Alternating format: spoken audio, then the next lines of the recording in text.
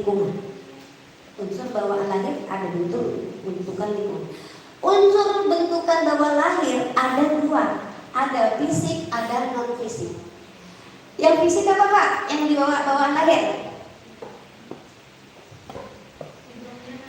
Hidungnya, matanya, ya nggak Pak?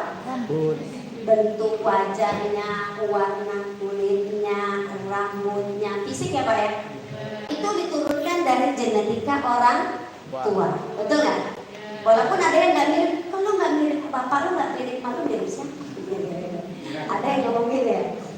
Ada yang berikutnya adalah genetiknya, yaitu manusia sempurna diciptakan Allah.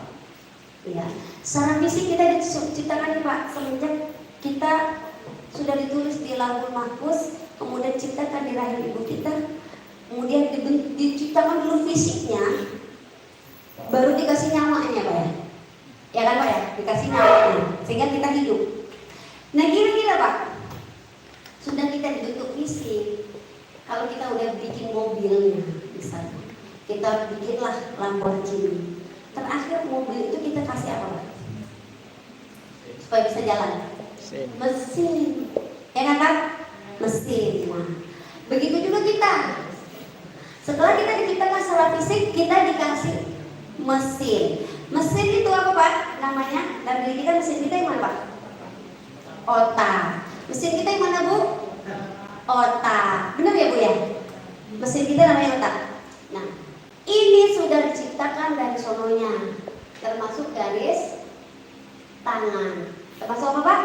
Garis tangan, sidik jari.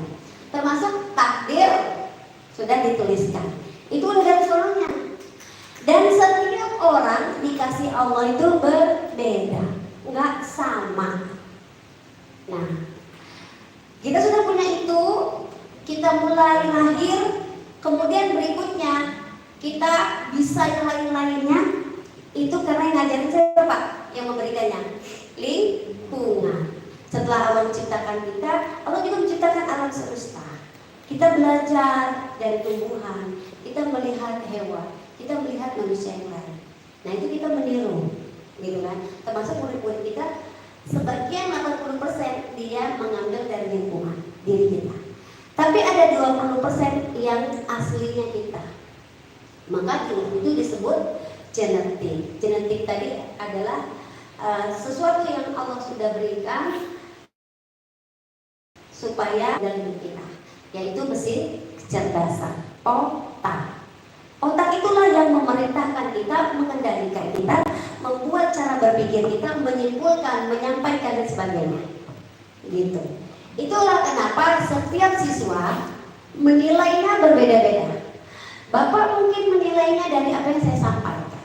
Ibu mungkin menilainya dari apa yang saya gerakkan. Bapak mungkin menyimaknya dari tujuannya apa nih? Nah, di sini saya ingin mengklarifikasi. Tujuannya saya ingin mengenalkan kepada Bapak Ibu cara mudah Bapak Ibu untuk menerapkan pembelajaran mendalam dengan mengenali mesin kecerdasan setiap siswa. Kenapa perlu mengenali Bapak Ibu? Tentu kita untuk wujudkan dimensi profil lulusan kita ini yang berkarakter. Apa yang sudah Bapak Ibu siapkan untuk mendesain pembelajaran? Nah, yang saya sudah siapkan untuk mendesain pembelajaran. Pertanyaannya banyak apa ya? Ya banyak Bu yang saya siapkan. Salah satunya materi apa yang akan saya ajarkan, gitu kan?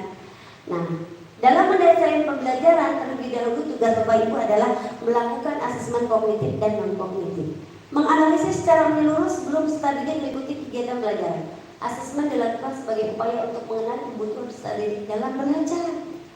Nah, tadi kan kita mau berkesadaran biar bermakna. Bermaknanya Bapak dengan bermaknanya Ibu itu pandangannya berbeda. Sudut pandangnya berbeda.